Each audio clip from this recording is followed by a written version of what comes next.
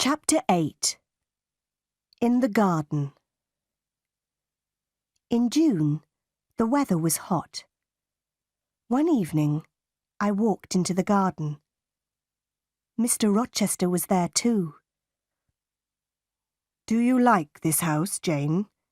he asked. "Yes, sir," I replied. "Soon, Adele will go to live at a school, Jane," he said. "Then I will not want a governess here. Will you be sad then, Jane? Will you leave Thornfield Hall?" "Leave?" I said quickly. "Must I leave Thornfield?" "My dear." Mr. Rochester stopped. He was silent for a moment. Then he said, "I am going to be married soon." "Oh, sir," I said, "then I must go far away from Thornfield, far away from you, sir." I started to cry. "I will always remember you, Jane," Mr. Rochester said. "Will you forget me?" "No, sir," I replied. "I will never forget you. I don't want to leave Thornfield, sir. I don't want to leave you." "Don't leave, Jane," Mr. Rochester said. "Stay here." He smiled at me. "I must not stay here, sir," I said. "You are going to marry Miss Ingram. I am poor. I do not have a pretty face. But I have a heart. It is a loving heart, sir." "Jane, I am not going to marry Miss Ingram," Mr. Rochester said. "She is rich. She is beautiful. You are poor. You are not beautiful.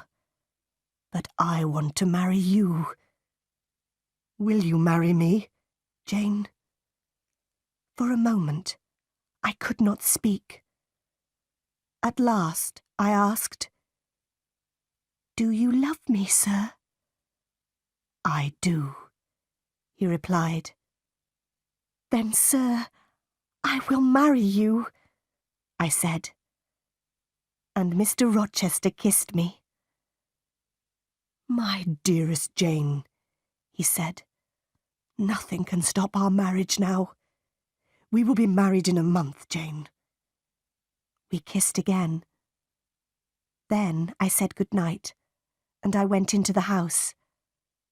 I went upstairs to my room. Later, I remembered my Uncle John Eyre's letter. "I will write to him in Madeira," I said to myself. "I will tell him about my marriage to Mr. Rochester. I am very happy. My uncle will be happy too." 4 weeks passed. Mr. Rochester was going to buy me many beautiful things. He was going to give me many presents. But I did not want these things. "No, Edward," I said. "I am not beautiful. I don't want beautiful things. I want you, Edward." It was the month of July. 2 days before our wedding day, Mr. Rochester went away. "I will return tomorrow," he said. "I love you, Jane." That night, I went to my bedroom early. My wedding dress and my wedding veil were in my room. I looked at them. "In 2 days, I will be Jane Rochester," I said to myself. Then I went to bed. But I did not sleep well. The next day, Mr. Rochester returned. He looked at me carefully. "What is wrong, Jane?" he asked.